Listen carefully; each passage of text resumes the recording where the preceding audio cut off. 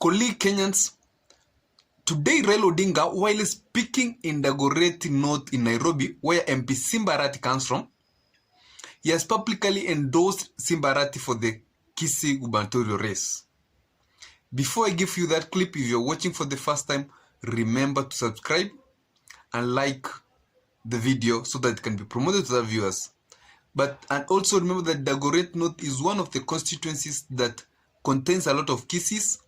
And by Raila saying that statement, he was trying to push the Kisiis who live in Nairobi but vote in Kisii County to come and endorse the ODM candidate in Kisii County. This is what Raila had to say. Hapa mlikuwa hapa na Simba Arati, kijana yangu. Najua mimi niliteua Simba kwanza kama kansla, sio? Baadaye nikasukuma yeye kama mjumbe wenu. Alifanya kazi nzuri. Sasa nimesukuma yeye kule Kisii aende akae kama gavana huko. Sawa? Reasons why I believe Raila Odinga today decided to publicly declare support for Simba Arati.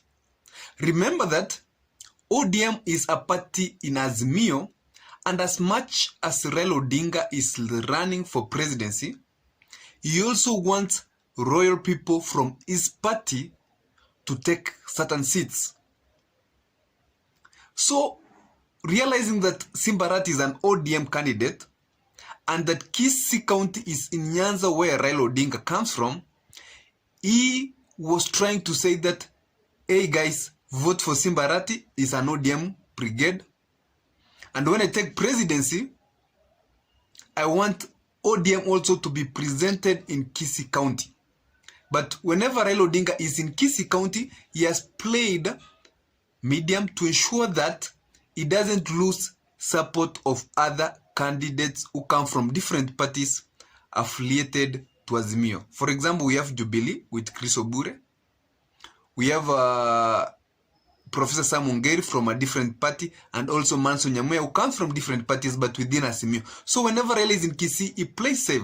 But today, he has shown interest that he really wants an ODM candidate because of the future of working together as a party.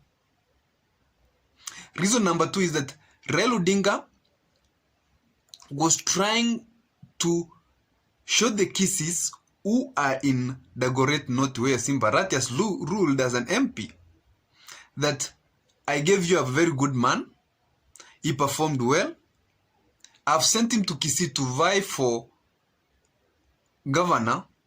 Hey guys, this round also give me support. The other reason was that Raila Odinga was trying to seek support in Dagoretti North from the Kisiis who are there through Simba Arati. The last reason is that as much as Raila is a Azimio presidential flag bearer,